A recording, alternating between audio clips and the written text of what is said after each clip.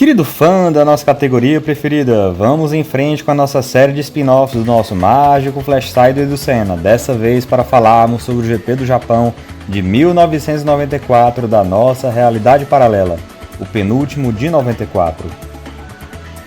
Suzuka é um lugar de sensações extremas e antagônicas para Ayrton Senna.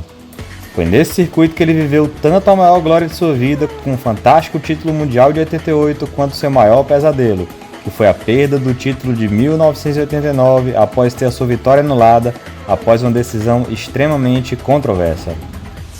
Em 1989 ele precisava vencer em Suzuka para postergar a decisão do título para Adelaide.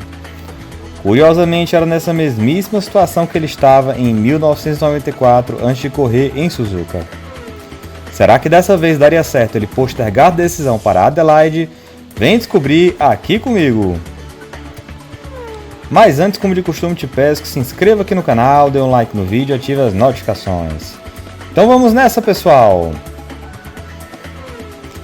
Pessoal, na classificação, Senna alcançou mais uma pole position para a sua carreira, com um tempo de 1 minuto, 37 segundos e 81 milésimos, contra 1:37 e 209 do piloto alemão. Será que o tempo seco do primeiro dia da classificação continuaria no dia da corrida? Não só não continuaria, pessoal, como seria o extremo oposto disso. A largada foi em plena pista molhada e com um tempo chuvoso, e Senna manteve a ponta com Schumacher em segundo e Damon Hill em terceiro. As três primeiras posições se mantiveram até a primeira entrada do safety car na volta 3, após o abandono de Johnny Herbert e Yukio Katayama. Ambos abandonaram na reta de chegada do circuito de Suzuka em função da aquaplanagem gerada pela chuva torrencial que caía no circuito. A corrida com a velocidade normal dos carros foi retomada na 10ª volta, mas outros abandonos também por aquaplanagem levaram à interrupção da corrida. Antes da interrupção da corrida, Senna havia aberto cerca de 4 segundos para o segundo colocado Schumacher, e esta diferença seria acrescentada ao tempo do alemão após a relargada. Na volta 18, o alemão parou nos boxes enquanto Senna permaneceu na pista por mais 7 voltas até a sua parada. Mesmo com um carro mais pesado, o brasileiro estava na frente, andando mais rápido do que o alemão. Na volta 25, o brasileiro parou nos boxes para novos pneus de chuva e reabastecimento.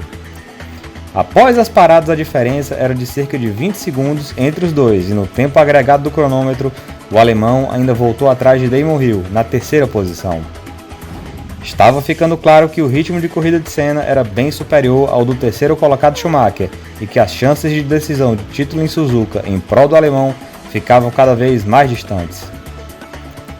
Cabia ao alemão agora dedicar a corrida a recuperar a segunda colocação para manter a dianteira do campeonato, mesmo com a vitória de Senna. Com mais de 50 segundos de vantagem para o segundo colocado, Ayrton Senna venceu mais uma corrida no circuito de Suzuka. Schumacher conseguiu descontar o tempo para Damon Hill na última volta e alcançou a segunda posição. Era a terceira vitória de Senna no circuito japonês e, diferentemente de 89, aqui nenhum comissário poderia tirar a vitória dele na pista. O objetivo em Suzuka naquele ano havia sido alcançado e ele havia conseguido levar a decisão do título para Adelaide.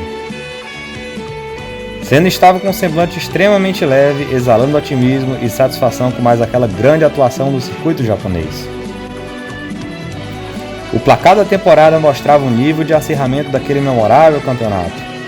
104 para Schumacher e 102 pontos para Senna, faltando uma única corrida para o fim do campeonato. Há 28 anos, em uma realidade paralela bem próxima a gente, a torcida brasileira se empolgava e contava os segundos para a madrugada seguinte em Adelaide, onde o título seria finalmente decidido, pessoal. É isso aí, meu amigo, espero que você tenha curtido esse vídeo, essa corrida imaginária, e se você for novo por aqui, te peço novamente que se inscreva aqui no canal, que dê um like no vídeo e que ative as notificações. Abraço forte, pessoal, e até o grande finale na semana que vem em Adelaide.